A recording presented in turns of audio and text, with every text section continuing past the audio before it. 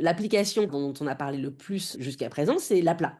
L'aplat, c'est absolument valable, efficace et harmonieux et formidable. Il ne s'agit pas de dire, ouais, l'aplat, c'était juste pour débuter, maintenant, il ne faut plus en faire. Il y a l'aplat superposé, c'est-à-dire qu'ici, il a superposé un vert clair sur un vert sombre, mais on a aussi des aplats juxtaposés, hein, où on va poser un bleu, puis à côté, poser un jaune. L'aplat, pourquoi il nous rend service? Il nous rend service parce qu'il permet d'exprimer à 100% la couleur qui est fabriquée. Ici, alors franchement, c'est du bleu. Il n'y a pas de doute. On est vraiment dans l'expression, hein, de la couleur fabriquée. Surtout avec l'aplat, l'avantage c'est que la composition est très facile à lire. Ça pose les couleurs, ça simplifie la lecture. Ce qui fait que l'artiste peut se concentrer en fait sur la recherche de ses couleurs, sur la recherche de ses formes.